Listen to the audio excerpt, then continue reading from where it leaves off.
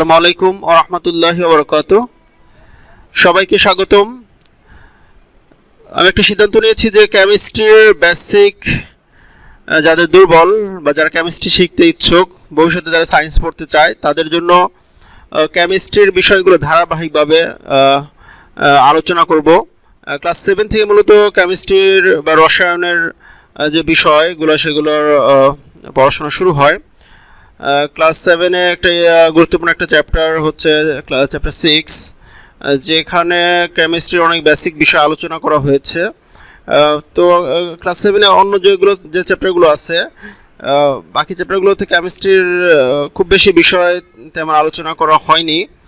তাই এই চ্যাপ্টারটাকে অর্থাৎ চ্যাপ্টার 6-কে যে ভালোভাবে বুঝতে পারবে, আয়ত্ত করতে পারবে, সে কেমিস্ট্রির বেসিক তাকে ভালো হবে। সে ক্লাস 8-এ উঠেও, ক্লাস 8-এ অনেকগুলো চ্যাপ্টার আছে কেমিস্ট্রির উপরে, তিনটা চ্যাপ্টার আছে। তো ওই চ্যাপ্টারগুলো সে সহজেই বুঝতে পারবে। ঠিক আছে, তো আমি ধারাবাহিকভাবে চেষ্টা করবো আজকে ক্লাস 7-এর চ্যাপ্টার নিয়ে আলোচনা করবো। পরবর্তী ক্লাস 8, তারপর ক্লাস 9, 10 বা এসএসসি লেভেলের ধারাবাহিকভাবে কেমিস্ট্রির উপর ইনশাআল্লাহ নিয়মিত ভিডিও দেওয়া হবে। তো যারা কেমিস্ট্রি শিখতে ইচ্ছুক তারা অবশ্যই আমার চ্যানেল সাবস্ক্রাইব করবে এবং আমার সাথেই থাকবে। আর কোনো বিষয়ে বুঝতে সমস্যা হলে অবশ্যই কমেন্ট করে জানাবে।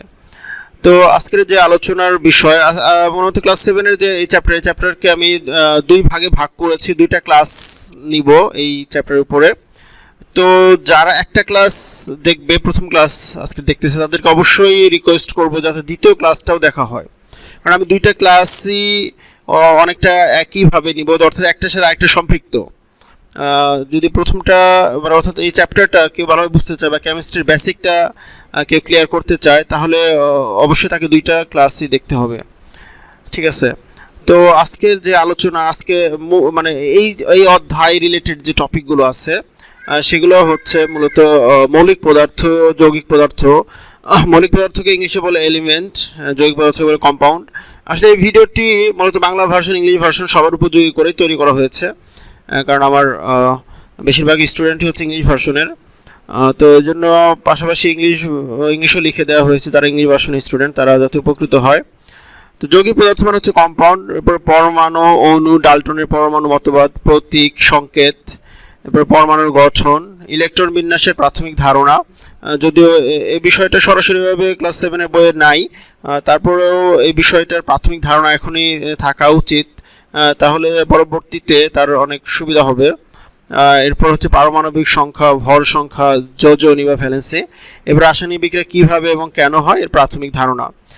তো আজকে সবগুলো টপিক আলোচনা সম্ভব না, তো আজকে চেষ্টা করা হবে মূলত পরমাণুর গঠন বা স্ট্রাকচার অফ অ্যাটম এই পর্যন্ত, অর্থাৎ স্ট্রাকচার অফ অ্যাটম বা পরমাণু গঠন পর্যন্ত আজকে আলোচনা করবো ইনশাল্লাহ। এর পরবর্তী আরেকটা ক্লাসে বা আরেকটা ভিডিওতে বাকি অংশগুলো নিয়ে আলোচনা করা হবে ইনশাল্লাহ। কেমিস্ট্রি খুব গুরুত্বপূর্ণ, বা রসায়ন, আমরা বাংলায় যেটাকে রসায়ন বলি।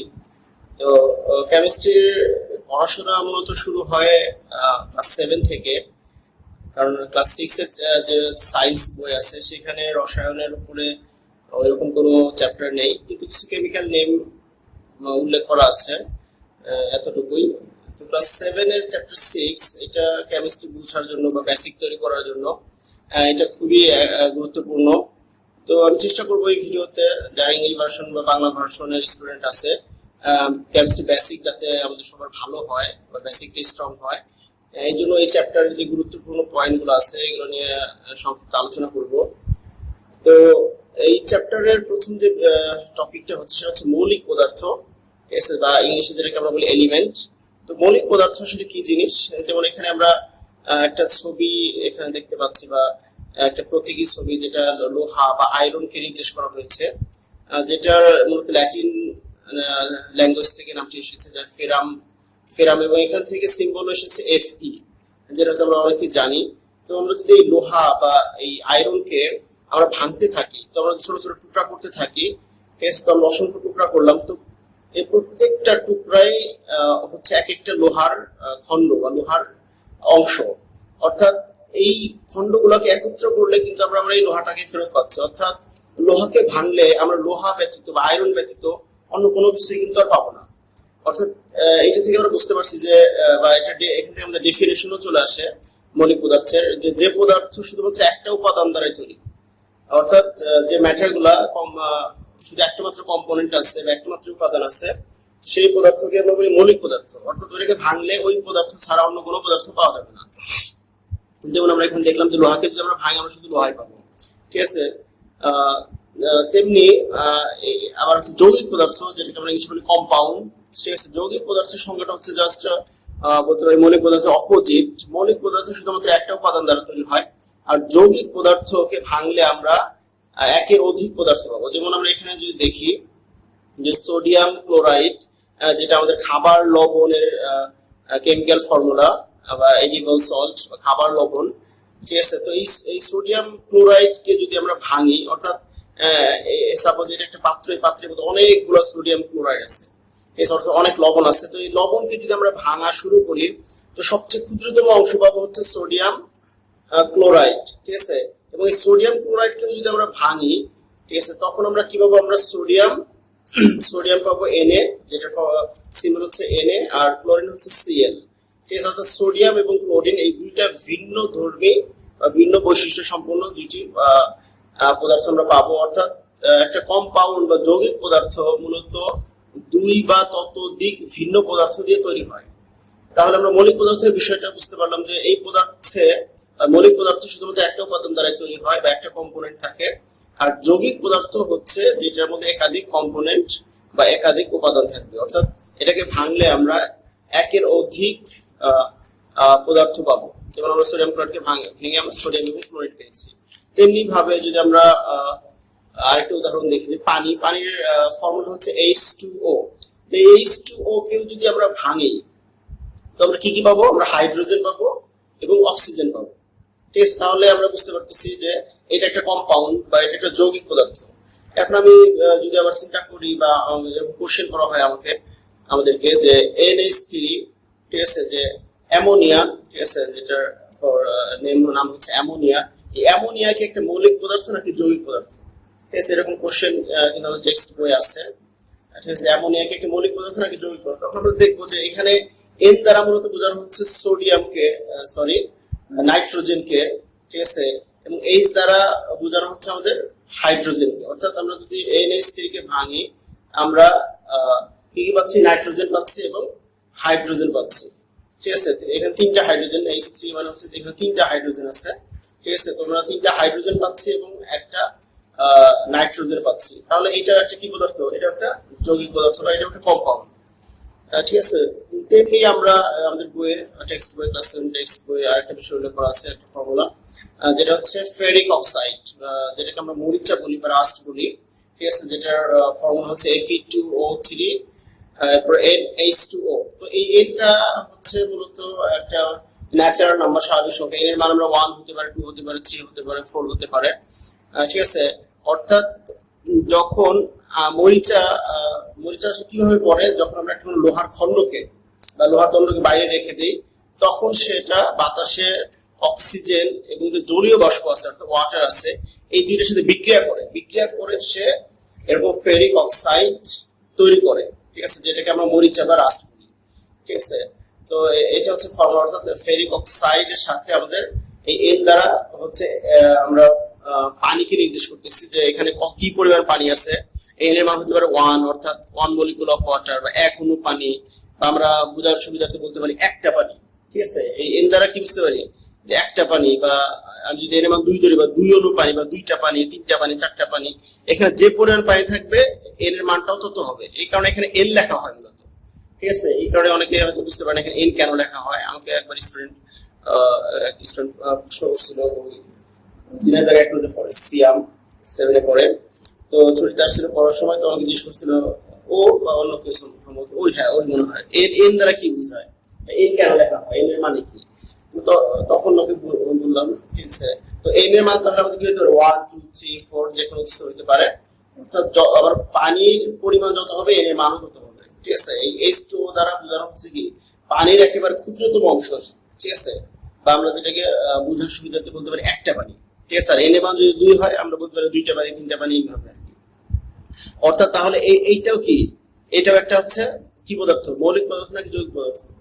এটা একটা কি যৌগিক পদার্থ, কারণ এখানে আমাদের আয়রন আছে, অক্সিজেন আছে, তারপরে হাইড্রোজেন আছে, তো এটা একটা যৌগিক পদার্থ। ঠিক আছে, আচ্ছা এরপরে যে আমাদের এই চ্যাপ্টারে যে বিষয়টা আলোচনা করা হয়েছে সেটা হচ্ছে অ্যাটম বা পরমাণু নিয়ে। ঠিক আছে, এই অ্যাটম শব্দটার ধারণা তো সর্বপ্রথম দেন হচ্ছে গ্রিক ফিলোসোফার, তিনি তার নাম হচ্ছে ডেমোক্রিটাস। তো তিনি খ্রিস্টপূর্ব 400 বিসিতে, অর্থাৎ খ্রিস্টপূর্ব 400 অব্দে তিনি সর্বপ্রথম এই অ্যাটম সম্পর্কে ধারণা দেন। ঠিক আছে, ডেমোক্রিটাস। তো তিনি বলেন যে প্রত্যেকটা পদার্থ যে ক্ষুদ্রতম কণা দ্বারা তৈরি, এবং তিনি এটার নাম দেন কি অ্যাটম, যেটা মূলত একটা গ্রিক শব্দ, অ্যাটোমস থেকে এই শব্দটি এসেছে। অ্যাটোমস শব্দের অর্থ হচ্ছে ইনডিভিজিবল, বা যেটাকে ভাগ করা যায় না বা বিভাজ্য করা যায় না, ভেঙে ফেলা যায় না, অর্থাৎ যেটাকে আর ভেঙে ফেলা যায় না আর ক্ষুদ্রতম করা যায় না, অর্থাৎ এক সবচেয়ে ক্ষুদ্রতম অংশ। অর্থাৎ এটা যদি একটা পদার্থ হয়, সাপোজ এটা একটা যে কোনো একটা পদার্থ, তো এটাকে যদি আমি ভাঙা শুরু করি, ঠিক আছে, ছোট করতে থাকি, ছোট করতে থাকি, ছোট করতে থাকি, ছোট করতে থাকি, তো একটা সময় এত ক্ষুদ্র হবে যে যেটাকে আমরা ভাগ করতে পারবো না। ঠিক আছে, এই ক্ষুদ্রতম কণার নামই দেন তিনি কি অ্যাটম। ঠিক আছে, যেটা অ্যাটোমস শব্দ থেকে এসেছে, যার অর্থ হচ্ছে যাকে ভাঙা যায় না বা বিভাজ্য করা যায় না। ঠিক আছে, তো যদিও ডেমোক্রিটাস যখন এই কথাগুলো বলেন, তো তার সমসাময়িক যারা ছিলেন, কন্টেম্পোরারি যারা ছিলেন, যে অ্যারিস্টটল, প্লেটো, তারা কিন্তু তার সাথে এরকম ভিন্ন মত পোষণ করেছিলেন ওই সময়, আমরা জানি। তো এই হচ্ছে অ্যাটমের বিষয়, যে কোনো পদার্থের সবচেয়ে ক্ষুদ্রতম কণা, অর্থাৎ যে কোনো পদার্থ, প্রত্যেকটা পদার্থই মূলত এরকম অ্যাটম দ্বারা তৈরি। অর্থাৎ এই যে কোনো পদার্থকে আমরা যদি ভাঙি, সবচেয়ে ক্ষুদ্রতম যে অংশটা পাবো সেটা হচ্ছে আমাদের অ্যাটম। যদিও তার কথা পরবর্তীতে কিছু ভুল প্রমাণিত হয়েছে, যে আমরা অ্যাটমকে ভাঙলে আমরা কি পাই, যে ইলেকট্রন, প্রোটন, নিউট্রন পাই, এই বিষয়গুলো সামনে আসবে। এরপর হচ্ছে মলিকুল বা অণু। ঠিক আছে, তো অণু জিনিসটা কি, বা অণু কাকে বলে? অণু হচ্ছে যে দুই বা তার অধিক অ্যাটম, অর্থাৎ 2 or more atoms যখন একসাথে কম্বাইন করবে বা একত্রে যুক্ত হবে, তারা যেটা গঠন করবে সেটাই হচ্ছে অণু বা মলিকুল। অর্থাৎ অ্যাটম, এই অ্যাটমগুলো হতে পারে একই এলিমেন্টের, অর্থাৎ যেমন অক্সিজেন এবং অক্সিজেন, ঠিক আছে, ব্রোমিন। ঠিক আছে, এখানে এই অক্সিজেন কিন্তু আমরা দেখতে পাচ্ছি দুইটাই অক্সিজেন, ঠিক আছে, দুইটা কি একই পদার্থ। আবার ব্রোমিন, এটাও ব্রোমিন, এটাও ব্রোমিন, তো দুটো ব্রোমিন মিলে যে Br2 বা O2 গঠন করলো, এটা হচ্ছে অক্সিজেনের অণু আর এটা হচ্ছে ব্রোমিনের অণু। ঠিক আছে, অর্থাৎ কোনো আরেকটা বিষয় হচ্ছে যে কিছু না, যে সব গ্যাসগুলা এবং লিকুইড এবং যে কিছু সলিড পদার্থ আছে, যারা মূলত একা থাকতে পারে না বা অ্যাটম অবস্থায় তারা থাকতে পারে না, তারা সবসময় আরেকটা অ্যাটমের সাথে যুক্ত হয়ে মলিকুল অবস্থায় বা O2 অবস্থায় বা Br2 অবস্থায়, যেমন হাইড্রোজেনের ক্ষেত্রে H2, নাইট্রোজেনের ক্ষেত্রে N2 অবস্থায় এরা অবস্থান করে।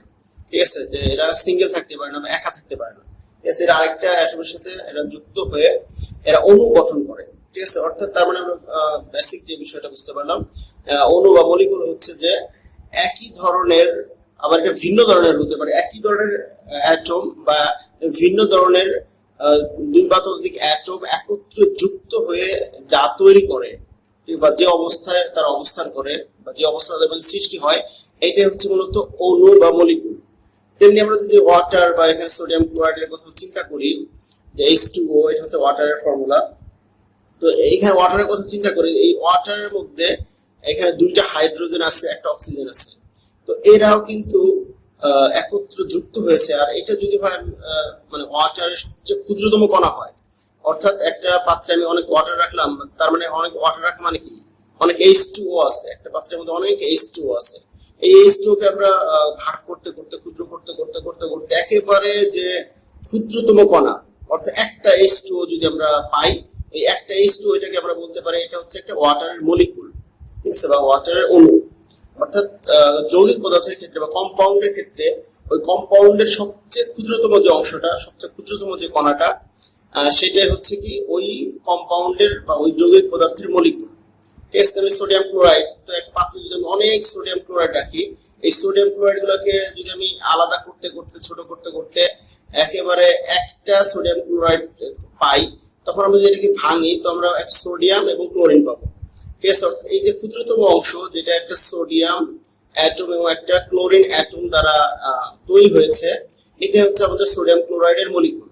অর্থাৎ মৌলিক পদার্থ এবং যৌগিক পদার্থ দুইটার ক্ষেত্রে সবচেয়ে ক্ষুদ্রতম যে অংশটা, ঠিক আছে, যারা একত্রে অবস্থান করে, ঠিক আছে, তারাই মূলত মলিকুল গঠন করে।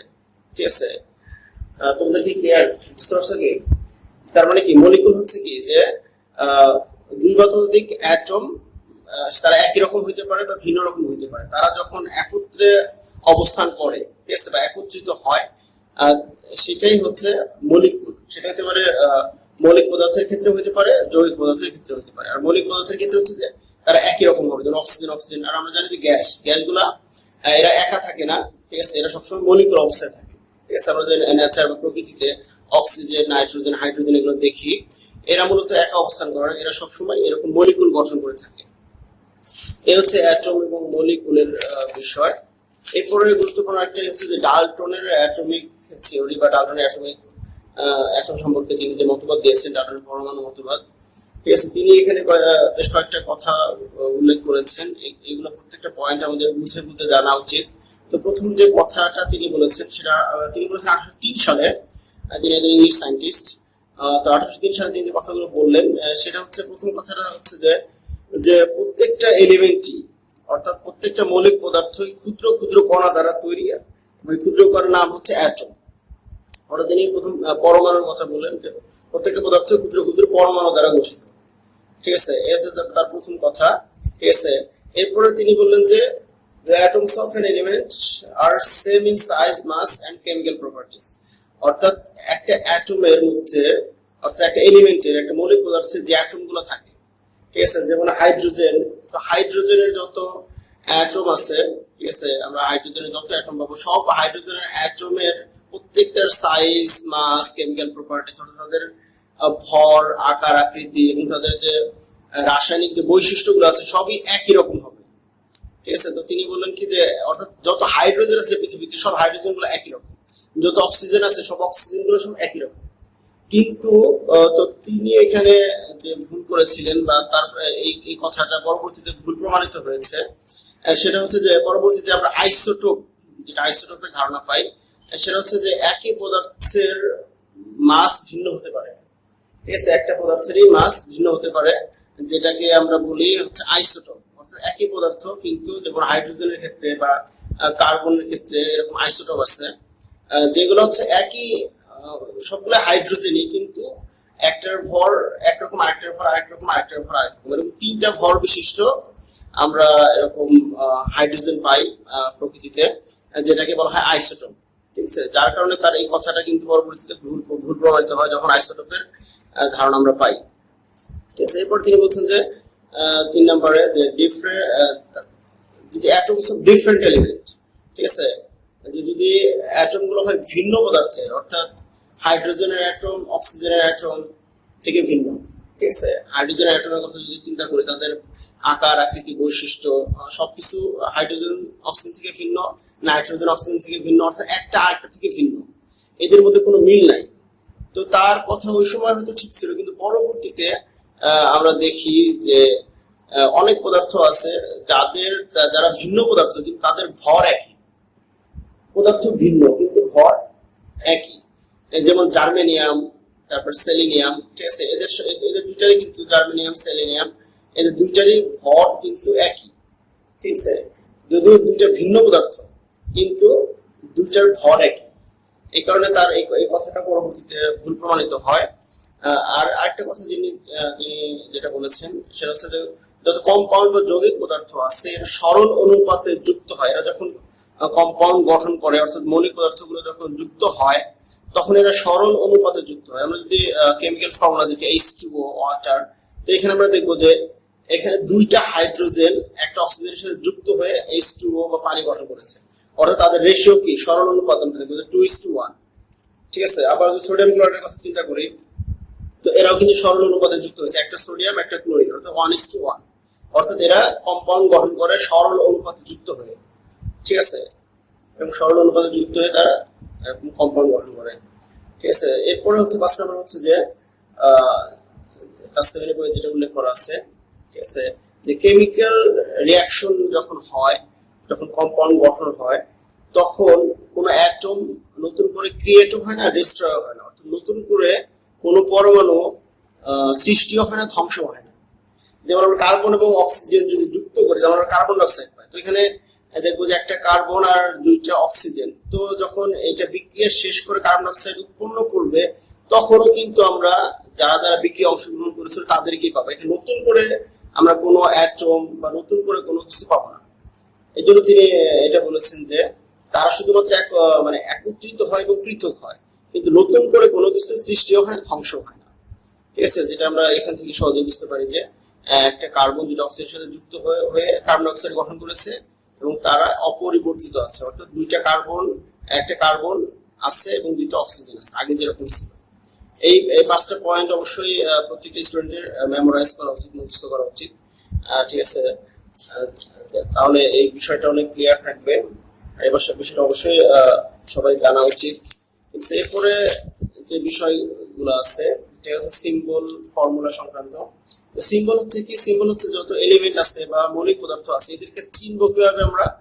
এদের যে নামগুলো আছে, এই নামের যে লেটার গুলো আছে, শুরুতে যে লেটার গুলো আছে, এই লেটার গুলো সাধারণত ব্যবহার করা হয় তাদেরকে চেনার জন্য। যেমন হাইড্রোজেন, তো হাইড্রোজেনের কে চেনার জন্য এইচ ব্যবহার করা, অর্থাৎ এইচ দেখলে আমরা বুঝতে পারবো এটা হাইড্রোজেনকে বোঝানো হচ্ছে, বা বিআর দেখলে আমরা বুঝতে পারবো এটা ব্রোমিনকে বোঝানো হচ্ছে।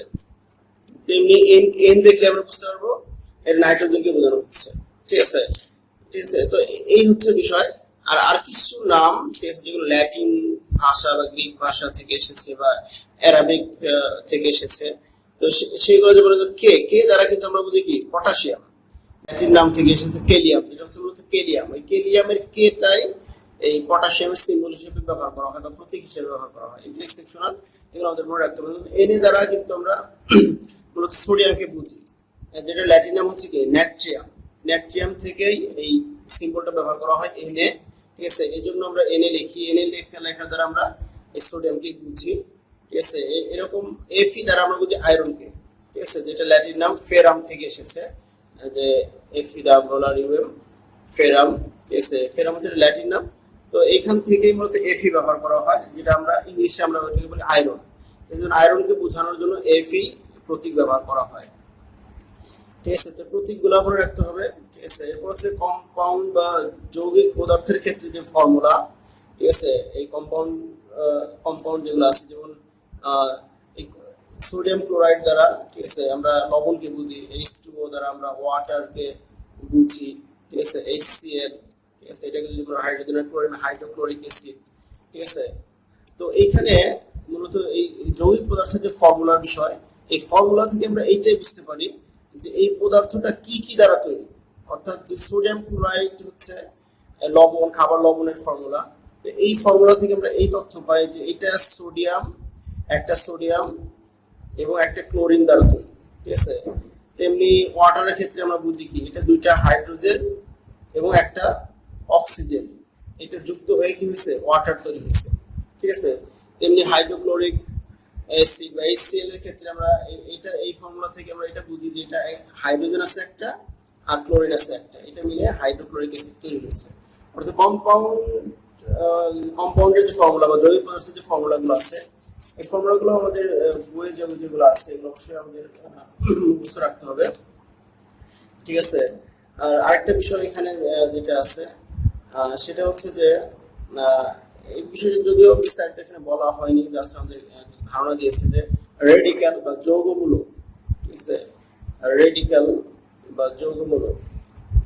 ঠিক আছে, যৌগমূলক জিনিসটা হচ্ছে মূলত যে যখন একটা গ্রুপ অফ অ্যাটম, অর্থাৎ এক গুচ্ছ অ্যাটম, অনেকগুলো অ্যাটম, কিন্তু এরা বিহেভ করে একটা সিঙ্গেল অ্যাটমের মতো। ঠিক আছে, যেমন SO4, ঠিক আছে, সালফেট, বা PO4 ফসফেট। ঠিক আছে, তো এইখানে কিন্তু আমরা দেখি এখানে এখানে বা এখানে সালফার এখানে সালফার আছে একটা, হাইড্রোজেন আছে চারটা। ঠিক আছে, অর্থাৎ এখানে টোটাল 5টা অ্যাটম আছে, কিন্তু এরা পাঁচটা মিলে বিহেভ করবে বা ব্যবহার করবে, আচরণ করবে কার মতো, একটা সিঙ্গেল অ্যাটমের মতো।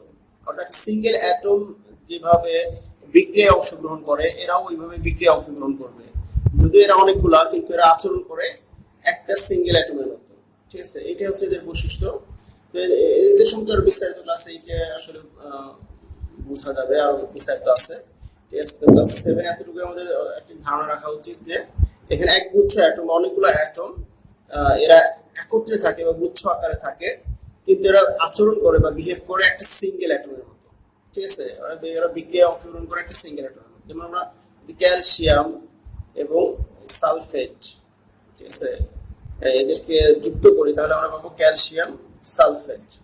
ঠিক আছে, তো এদের ভ্যালেন্সি বা যোজনী আছে, যোজনীর বিষয়গুলো আছে, ওই কারণে তারা বিক্রিয়া কি এবং বিস্তারিত বিষয় আসলে ক্লাস 7 এগুলো দেখানো হয়নি বা এগুলো আলোচনা করা হয়নি, ক্লাস 8 এর বই এগুলো আছে। তো তারপরে আমি চেষ্টা করবো আরেকটা ভিডিওতে তারপর আরো কিছু বিষয় যেগুলো অনেক স্কুলেই দেখা যায় অতিরিক্ত হিসেবে যারা পড়ায় থাকে, ঠিক আছে, ওই বিষয়গুলো যাতে ক্লিয়ার হয় স্টুডেন্টদের। ঠিক আছে, আরেকটা বিষয় হচ্ছে যে আমরা যদি SO4, ঠিক আছে, যদি আমরা SO4 এর কথা চিন্তা করি, আমরা দেখবো যে এখানে SO3 আছে। ঠিক আছে, তেমনি আবার এরকম আছে NO3, আবার NO2। দেখতে এরা একই রকম, কিন্তু এখানে অক্সিজেন 3টা, এখানে অক্সিজেন 2টা, এখানে অক্সিজেন 4টা, এখানে অক্সিজেন 3টা। তো যেগুলো অর্থাৎ বড় বলতে পারি আমরা, ঠিক আছে, যেখানে অক্সিজেন বেশি আছে, তো সেইগুলোর নামের উচ্চারণ হবে একরকম, আর যেগুলোর কম আছে সেগুলোর নামের উচ্চারণ হবে আরেক রকম। ঠিক আছে,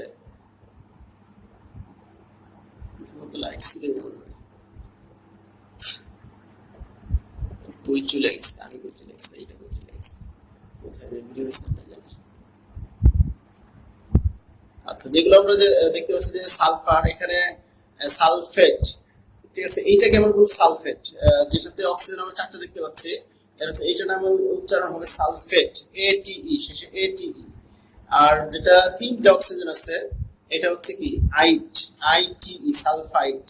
তেমনি NO3 যেটার মধ্যে আছে ওটাকে আমরা বলবো নাইট্রেট, আর যেটা কম আছে ওটা হচ্ছে নাইট্রাইট। অর্থাৎ বেশি থাকলে H আর কম থাকলে আইট উচ্চারণ হবে। ঠিক আছে, এগুলো উচ্চারণের ক্ষেত্রে আমাদের এই জিনিসটা খেয়াল রাখতে হবে কোনটাকে উচ্চারণ হবে। এবং আমাদের পরীক্ষায় যদি আসে যে নাইট্রেটের ফর্মুলা লিখতে, তখন যাতে আমরা নাইট্রাইটের ফর্মুলা লিখে না আসি, বা নাইট্রাইটকে আলাদা করতে পারি, বা সালফাইটকে আলাদা করতে পারি, এই জন্য বিষয়টা খেয়াল রাখতে হবে। ঠিক আছে, যাতে পরীক্ষায় আবার আমাদের এলোমেলো না হয়ে যায়। এরপরে সর্বশেষ যে বিষয় এই চ্যাপ্টারে আলোচনা করা হয়েছে সেটা হচ্ছে যে অ্যাটমকে যখন আমরা ভাঙবো, অর্থাৎ অ্যাটমকে যখন ভাঙা হয়, অ্যাটম হচ্ছে সবচেয়ে ক্ষুদ্রতম কণা। যদিও বিজ্ঞানীদের পূর্বে ধারণা ছিল না যে অ্যাটমকে ভাঙলে আরো কিছু পাওয়া যায় কিনা, তো পরবর্তীতে আমরা জানি যে অ্যাটমকেও যদি ভাঙা হয় তো এটার ভিতরে আমরা 3টা পদার্থ পাই বা 3টা অংশ পাই। একটা হচ্ছে ইলেকট্রন, 2 নম্বর হচ্ছে প্রোটন, 3 নম্বর হচ্ছে নিউট্রন। অর্থাৎ সাপোজ এইটা একটা অ্যাটম, এখানে এটা দেখতে পাচ্ছি, এটা যদি অ্যাটম হয়, ঠিক আছে, বা আমি আবার সাপোজ এটা একটা অ্যাটম, তো এইটাকে যদি আমরা ভাঙি তাহলে এটা মাঝখানে যে অংশ থাকে এটা একবারে নিউক্লিয়াস। ঠিক আছে, আমরা সেল বা কোষের মধ্যে আমরা জানি নিউক্লিয়াস থাকে মাঝখানে, আসলে ওই নিউক্লিয়াস এক না। নিউক্লিয়াস মানে যে কেন্দ্রবিন্দুতে থাকে, ঠিক আছে, এটা হচ্ছে সেন্টারে থাকে। ঠিক আছে, আর এইখানে এই নিউক্লিয়াসের ভিতরে প্রোটন থাকে, যেটা হচ্ছে পজিটিভ চার্জ থাকে, অর্থাৎ এটার চার্জ হচ্ছে পজিটিভ। আর থেকে নিউট্রন, যেটা হচ্ছে নিউট্রাল। আর বাইরে থাকে হচ্ছে ইলেকট্রন, ঠিক আছে, যেটা হচ্ছে নেগেটিভ চার্জ। ঠিক আছে, অর্থাৎ আমরা পরবর্তী সময়ে জানি যে অ্যাটমকে যদি আমরা ভাঙি তাহলে আমরা 3টা অংশ পাই, ইলেকট্রন, প্রোটন এবং নিউট্রন। এবং ইলেকট্রন হচ্ছে নেগেটিভ চার্জ, এটা হচ্ছে নেগেটিভ, আর নিউট্রন হচ্ছে নিউট্রাল। আর সেন্টারে যে নিউক্লিয়াস থাকে, নিউক্লিয়াসের মধ্যেই মূলত প্রোটন আর নিউট্রন অবস্থান করে। আর এটার বাহিরে চারিদিকে ঘুরতে থাকে হচ্ছে ইলেকট্রন, অর্থাৎ নিউক্লিয়াস কেন্দ্র করে চারিদিকে ইলেকট্রন আবর্তন করে বা ঘুরতে থাকে। ঠিক আছে, এই হচ্ছে অ্যাটমের বিষয়। এতটুকুই ক্লাস 7 এর বই আলোচনা করা হয়েছে। তো পরবর্তী আরেকটা ভিডিওতে, ঠিক আছে, আমি চেষ্টা করব ইলেকট্রন, প্রোটন বা অ্যাটমের যে ভিতরগত কিছু বিষয় আছে, আর সাথে ভ্যালেন্সি বা আরো এক্সট্রা কিছু বিষয় যেটা এই চ্যাপ্টারের সাথে প্রাসঙ্গিক বা এই চ্যাপ্টারের সাথে রিলেটেড, সেই বিষয়গুলি আলোচনা করার ঠিক আছে। আর পরবর্তীতে আরো অন্যান্য যে ইয়েগুলো আছে, কেমিস্ট্রি বেসিক বিষয়গুলো আছে ক্লাস 8 এর, সেগুলো নিয়ে ভিডিও তৈরি করবো ইনশাআল্লাহ।